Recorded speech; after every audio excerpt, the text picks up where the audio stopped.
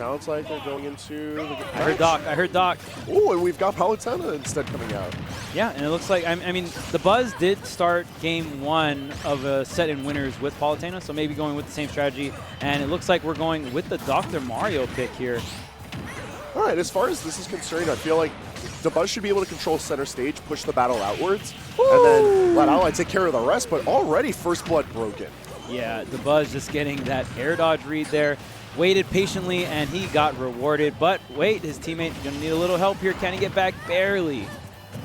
Oh, I'm digging the 4 Wadi tag for blue team. Oh, yeah. But at the very least, they're starting off the match nice. I like how red team tried to reconcile stage control, get themselves back to center stage, and it's working out beautifully for them so far. Already taking off stock from Locus. Ally trying to secure on the ledge for the Buzz, but the Buzz trying to remain wily with his power. And right now, can we talk about how Larry has only taken 18 damage? This guy is not getting touched right now. Still has all 3 of those stocks fresh on deck. The Buzz got 3 stocks, but he's a little bleeding here. Yeah, between Snake being on the field, Palutena approaching with Nair, and then Locus trying to pick out whoever comes out of the scramble, any of these 3 characters are just going to cause a blunder, and it's a really good call on Larry to try and just stay out and wait to see who dives out first. Yeah, exactly. Larry securing that stock with a dash attack, getting that stock off the Buzz, and just doing a nice 0 to 42 combo onto the Buzz as well. The explosive flame going to hit his mark. Larry trying to get landing here, but the up smash comes out for the Buzz here. Still keeping up the pressure. The down air out of shield, such a great option for Snake. But Snake once again going to get popped. Seems like Larry kind of forced into the stock tank role. Something we don't often see from Wolf in dubs, considering how he's usually more of like the kill getter, trendsetter for as far as controlling space goes.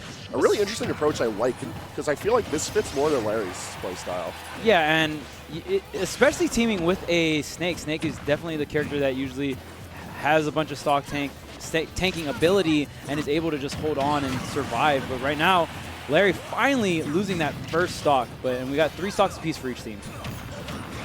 Well, given that the blue team is not only at higher percentages, but also struggling to get both of their feet on the ground, I feel like if red team could just hold this until Plats come back, they should be able to take this game more pretty handfully. Yeah, right now Larry's sitting at a very low percentage here. If Ally can survive here, he's sitting at a very high percent. Blue team can simply close out that stock and get that stock advantage, but they have to survive while doing so. Now, one thing I'm noticing in particular is Dabuzz's ability to separate, because every time red team takes like firm stage control, it's because Wolf and Snake are back to back. But yeah, Dabuz starting to peel Larry off. Now Larry forced out on the outside, but against his own accord, and it's leaving Ally vulnerable, forced to take a stock even. We'll see what blue team can get damage-wise before they lose their stocks, because both of them sitting at over 150% right now, and they are not dying. Ally tried to steal out that stock, but the forward air coming out from the Buzz is going to sneak in that Locus stock.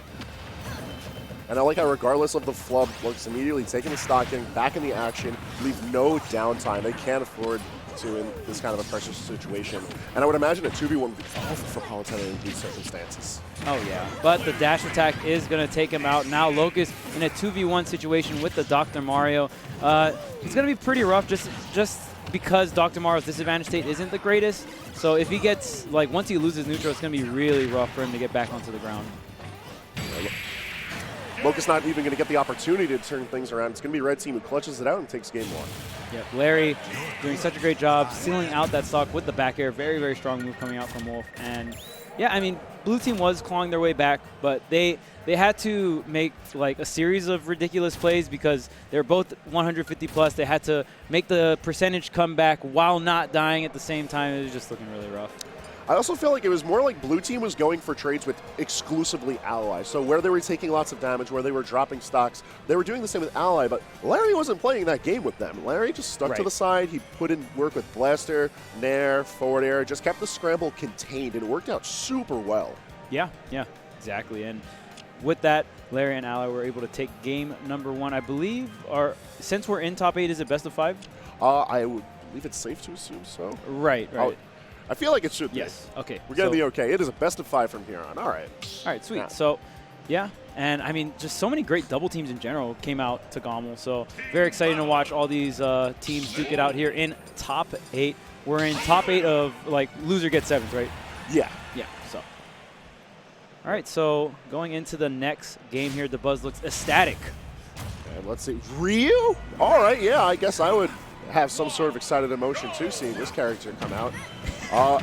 I'll be honest with you, Korean. I am not too privy to what Ryu's able to accomplish in doubles. I feel like even in Smash 4, where he was introduced, he was a very unique character to the doubles format. So seeing what goes on here should be very fun. Oh, wow. Very great confirm. And yeah, most people, it's just interesting because not a lot of, Ryu is definitely a character where they made him a lot harder to play in this game. It's hard to say if he's a lot worse. I think he's not as great as he was in Smash 4, but it's just hard because the character's not as developed, right? So, and then on top of that, you throw doubles into the mix, so it's like I honestly don't know even what to expect here from this Ryu. My assumption is that Blue Team wants to just try and confirm their kills earlier, and that seems like the proper response, given that a lot of where Red Team was doing right was how well they were allowing Larry to survive. And even at that, how long Ally was able to hold on to his stocks regardless of being in the midst of the chaos. Yeah, and definitely Ryu is going to be a lot more tankier, better recovery than Doc, and he still has that kill power. There's the jab 2, which is a chain. Jab 2 can go into Shoryuken now, and right there, Locus coming out swinging. So seeing the response from Red Team from this is going to be pretty interesting, because even though they already took the first stop off of Locus, I feel like that's not going to really be able to deter Blue Team's game plan with this. As long as Dabuz sets it up properly for Locus to take out the kill, this seems like, at least on Battlefield, I should say, this seems like a pretty surefire plan to take the momentum back. Yeah, for sure. And Dabuz still sticking it out with the Palutena, doesn't want to switch off into the Almar. Oh, dang, and Dabuz getting that up smash on his teammate there, but not KOing him, so that's good. As far as team comps are concerned, I actually like that the Palu's sticking around. I feel like she fulfills a really good support role with how well she can maintain a single target, how well a lot of her attacks can hold off, and also, we've seen this a couple of times from Dabuz now in the set, how well he can just sort of lag behind, wait around for Locus to come back, or force out some sort of reaction from Red Team.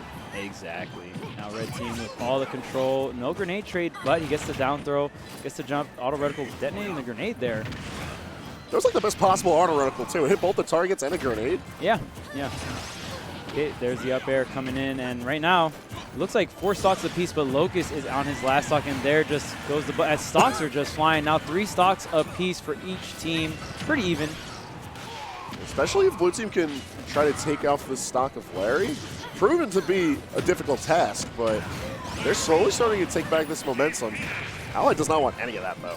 Yeah, Ally already sealing out Locus's stock, and if Larry can survive, they're going to get so much mileage off this stock. But just as I say it, the back air comes out for Locus. We got 1 stock apiece for everyone.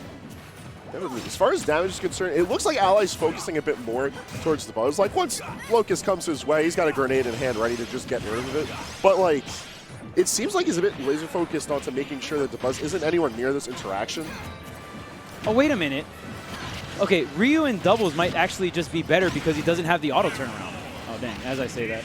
But yeah, he can like back air freely because he doesn't auto turnaround in doubles. I totally forgot about that aspect. Oh, try oh that. my. That was kind of gross. Yeah, the most guaranteed Tipper Wolf down smash ever. I wonder why just no up tilt instead of, and then he goes. Yeah, I was going to say, that up air is... Maybe it's just hard to connect. Really lackluster. Oh, okay, there you just tried. Might just be hard. All right, either way, though, you brought up a really good point with Ryu, and assuming they stick this comp for Game 3, this seems like it could be pretty interesting.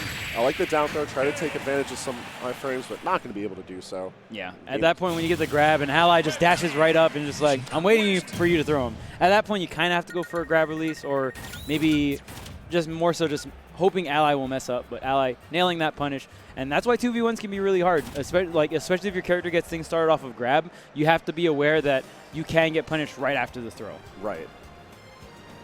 And like just one of the little faults of Palutena, she doesn't have one of those throws where it also has a like a hitbox on it, so you can't even like break off the fact that Ally is breathing down your neck, ready to kick you in the chin. Yeah, yeah, and you know some characters are blessed with that. They have a hitbox with their throw, so it can be a lot harder to punish their throws. Or some characters just have like no lag after their throw. Like in Smash 4, Diddy could like up throw and like almost never get punished. It was so hard. Right, even if a situation went south, you could just dip. Yeah. All right, so going into this game number 3, are we going to see another character change? Because right now, I don't think we're going to see one from Larry or Ally. The Wolf and the Snake have been working out quite fine. Yeah, no, that's been a dynamite duo so far. And I feel like as far as Blue Team is concerned, maybe a change of scenery. The Battlefield pick, I think, was nice. but I don't know if it synergized well with the idea of Palu and Ryu. Right. Two very tall characters as well. It looks like we're going to stick with the Palu Ryu. I wonder if Ryu Olimar would work out, but I mean, it just comes down to what's going to be comfortable for Dabuz, and it seems like Palutena is something that he's been comfortable with this entire set with. And it is, in fact, going to be a change of scenery. You get Final Destination in the setting, and I actually think this is a really good pick for them because now a lot less space for Ally and Larry to try and contest for. Right. And less platforms for them to mix up any of their more aggressive approaches. All right, so it looks like starting off a lot stronger here, Dabuz and Locus. And I like how they start off with, a shield break. Oh, no. Oh, wait, he used it to bait, though. He almost got the stock off of Larry there. Not out of the woods just yet, but Larry does manage to come back. Oh, but Ryu survives being very, very heavy, so even though he gets hit. But, wow, Ryu's still living low. A very bombastic beginning to Game 3. Stocks fly from both sides, but I actually think this is more of what Blue Team had intended. It's a lot more heavy-handed of a scramble. There's no clear designation of who's got control of the ledge, who's got center stage. It's all over the place right now, but that's on the out of Blue Team's favor. Yeah, and right now definitely working out for them. Dabuz hasn't died on this Palu just yet. Still holding on to the 3 stocks, but Larry kind of get messed up on this, his second stock. Okay, there's the up tilt, and Dabuz will finally lose his first stock. Locus already kind of bleeding on this second stock as well. Man, just hit for hit, they are just brawling it out. It's just so many hits all over the place, and no team has had like an opportunity to help out their opposing teammate. And I think the separated 1v1 is also a really important factor to the fact that Blue Team is starting to break away at the momentum that Red Team is building. Right now, Dabuz still holding on to the second stock, as well as Ally, the stock tanks. Stock tanking up, but 3 stocks per side, so still very even. But just as I say it, Dabuz will lose that stock, and Ally is making a rampage happen on this ledge.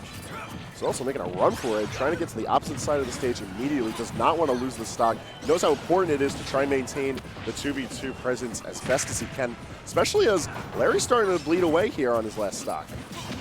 Yep. Oh, but so much damage here on Locus from that grenade. That's the thing too with that with the nerf to how much grenades do to shield. It makes it easier for Snake to get these confirms out of shield from the grenade. It's like a low-key buff. There's a grenade trade, and again, Locus coming into all these grenades. The forward tilt comes through, but getting killed by his own teammate, Ally, getting dash attack from the Wolf. But still looking in a pretty advantageous position right now for Red Team. It is, but all right, never mind. I was going to say, as long as the 2v2 was occurring, it was looking really dangerous, but all of a sudden we break to the 1v1. Ally on the fresh stock, though. This should be a good situation for him, but we'll see what Dabuz is able to manage. Ally trying to get a parry on that landing, but Dabuz going for that Tomahawk definitely does beat that parry because just committing to that shield drop gives you enough time to get that, landing grab. Setting up the grenades, trying to get some air pressure going here, but pretty hard to do against Palutena, especially with that nasty nair she has. Oh, and there's the good old Nikita. And the thing about teleport recoveries, man, it can be pretty exploitable when coming to the ledge.